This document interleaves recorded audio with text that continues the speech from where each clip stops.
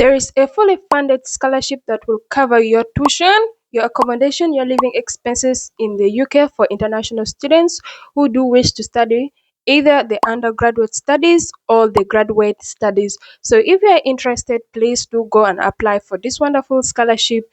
So the application timeline is from May to July 2026. That's when the application is ongoing. So please do keep in mind that the deadline is on 31st of July. So prepare all your documents on time and do apply. And I'm going to show you exactly the step-by-step tutorial on how to apply for this wonderful scholarship. And so May to July, that's when the application is ongoing. And then from September to October, that's when the semi-finalist selection is done. So those who have been able to get to the next stage, they will be notified between September to October. And then January to February 2027, that's when the finalists are identified and they will be told to prepare for their studies. And then from March to April, the people who succeeded are called and they're told to prepare fully enough for their departure to the UK. And so, yeah, they'll keep in contact with you. And then in October 2027, that's when they officially start studies. So you may ask yourself, what is the Ellison Scholars Program and what do they offer and what are the criteria for you to be able to get this wonderful scholarship? Well, continue watching this video because I'm going to explain to you everything. So the Ellison Scholars Program was started to help the students who are not able to fund their education to be able to fund their education and help to solve the global problems like, hunger, um, corruption, whatever, all the challenges in the world. So they help you to have the opportunity to study and help to go and solve these global problems. So what are the benefits of being an Ellison scholar? So the benefits are you will work on the EIT projects, as I said it earlier, like the global problems like global warming, poverty. You'll be able to work with this organization to solve these issues. And you'll also be able to access the state of the art facilities that will help you in navigating and solving these world problems. You also receive generous financial support. As I said, this is a full funded scholarship, so you do not have to worry if you are selected. You do not have to worry about tuition, accommodation, etc.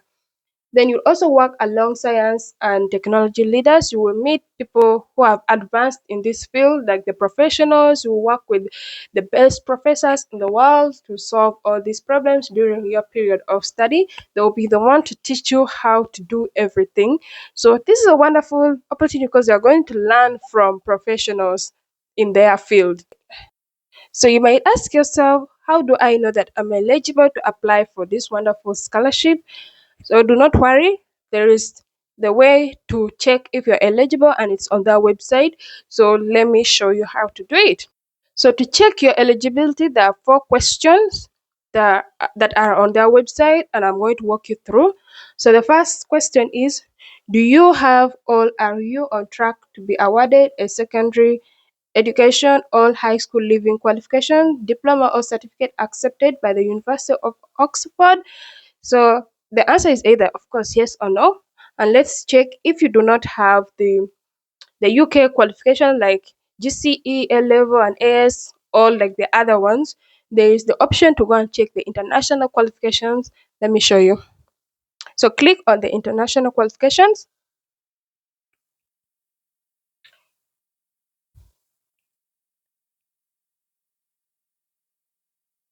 And so here, these are the different international qualifications. For those who have the IB, you do check your qualification. There's the European baccalaureate. You also check that. Then the international A levels. There's IGCSEs.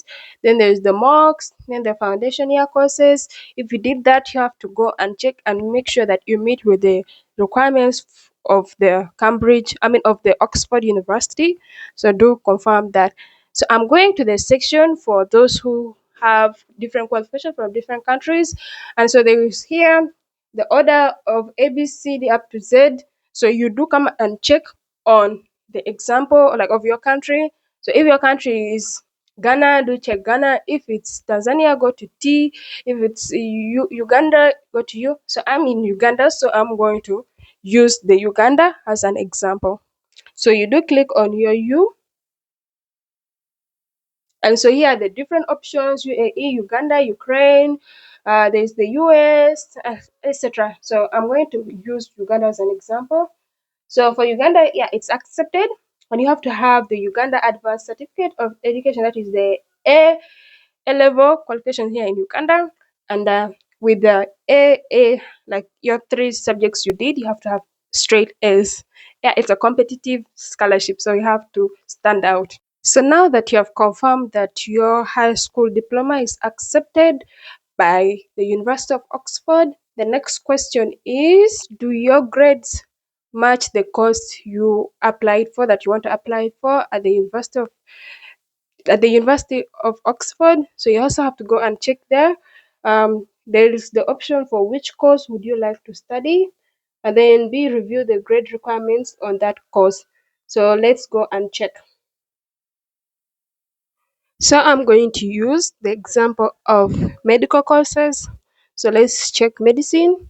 First of all, you need to understand that at Oxford, medicine is divided into, there's the preclinical, which is the year 1 to year 3, and then the year 4 to year 6, since medicine is 6 years. So yeah, so you check. So for your requirements have to be A star, AA, so that is for the GCE A levels and AS levels. So do check with what was accepted by your country. Like Uganda, as I showed you earlier, it was AA. So that is the highest qualification. So that is accepted. So if you're Ugandan with AAA throughout, you can apply for medicine and you're eligible for this wonderful scholarship. So now you have also confirmed the second question. If you're eligible, we are going to the fourth question. And the first question is, are you on track to meet the University of Oxford English requirements? So let's go and check the English requirements.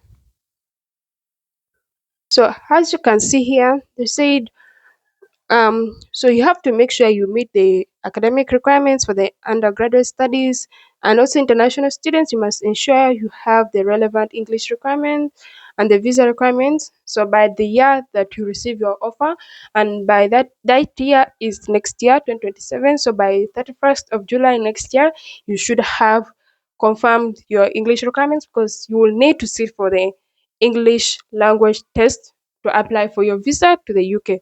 So keep that in mind. So they say the accepted English requirement. Let's see, accepted qualification and required scores. So we have the Oxford English test, that is the advanced. So you have to have a score of 160, but minimum can be 155 per component. Then you have to also have your IELTS. They want 7.5, and you have to have 7.0 per component. Then there is the TOEFL. It's 110. As you can see, those are the minimum component scores. And then we have the C1 advanced, form known as the Cambridge English advanced, or yeah, so it's 191. Then the minimum score is 185 per component. Then the C2 proficiency, that was formerly known as Cambridge English proficiency, or CPE, it's 191. Minimum is 185 per component. Then there's person, PTE academic.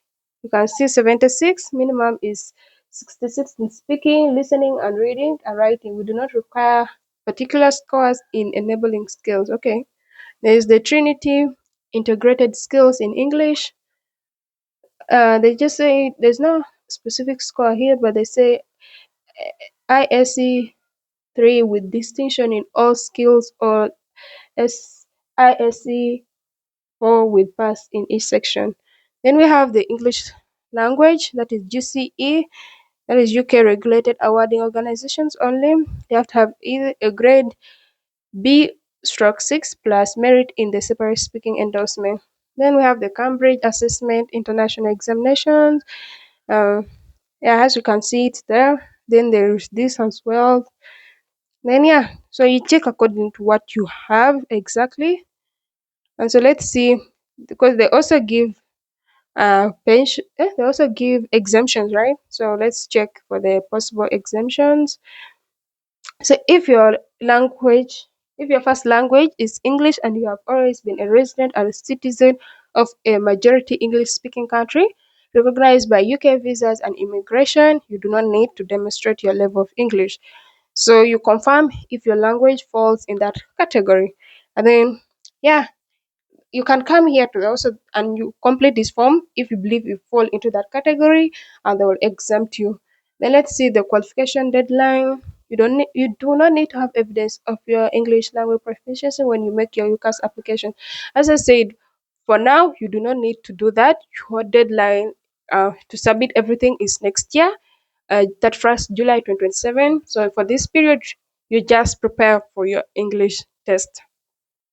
Then let's see the super scoring. To meet the language requirements for your offer to the university, you must, where applicable, receive all qualifying test company scores. That is the reading, the writing, listening, speaking from the same session. Will not consider some scores from multiple sessions. Yeah, as you can see, you have to only sit for them to accept your English requirements. It has to be sat in one test period. Then there's the age of qualification. Unless your English requirement certificate has expiry date, the time when this was issued does not affect its validity. If your certificate does not have an expiry date, you must ensure that it is valid at the point when you provide it to your college as evidence of English proficiency. So yeah, make sure you meet that requirement because it's also one of the requirements that will be needed for you to proceed. So now we have completed the third question, and if you are ready and you know you qualify for this, so do apply. But for the meantime, since you have not yet, so just tick yes. Then we go to the next question, which is the final. And so the next question is, do you meet the selection criteria for the undergraduate Ellison Scholars Programme? So if you have forgotten, let me give you an overview of what the selection criteria for the Ellison Scholars Programme are. So as you can see, this is the Ellison Scholars selection criteria. What do they look for? They want someone who aligns with their values. So whatever this program is saying, you have to align with them. So the first one is alignment. They say applicants must show alignment and commitment to EIT's vision by demonstrating a deep understanding of global challenges in at least one of EIT's four humane endeavors, evidenced by experience and achievements relevant to an EIT project. So if you have realized that, yeah, you do align with their alignment as one of what they look for, it's a good sign. And the next one is excellence. They are high performers who demonstrate an outstanding academic achievements, intellectual curiosity, and the ability to apply knowledge critically and effectively to solve complex challenges. So yeah, you have to excel both in academics and in your areas of work. Then the next one is innovation. They want students who are visionary, learners who embrace technological advancement with creativity, challenge the status quo, and explore innovative solutions to achieve transformative outcomes. The next one is collaboration. Yeah, they want scholars who are trusted collaborators, who build strong relationships, foster teamwork, and demonstrate the ability to bring people together to achieve success. And then the next one is integrity. They want people who are trustworthy, who value honesty, foster openness, and build trust through commitment to collective success. And the next one is tenacity. They are tenacious achievers who view setbacks as opportunities to learn and adopt, um, and demonstrate resilience and determination to overcome challenges and achieve success. So those are their selection criteria. So please do make sure you meet the selection criteria for them to consider you. So now that we know and we have answered the four questions that do show that you are eligible for this wonderful scholarship, and if all of them are a yes, then yeah, you are eligible to apply. And if you also need to watch how to apply exactly for this wonderful scholarship, I'm going to also attach the video and watch the step-by-step tutorial. So now that you're informed on how to apply and know that you're eligible for this Ellison Scholars Program, please do apply on time before the deadline. Remember, the deadline is 31st July. Please apply, and it's a wonderful scholarship and it's a life-changing opportunity that you will never regret. You will succeed in life, so please do give it a shot, and I'll see you in the next video. Bye.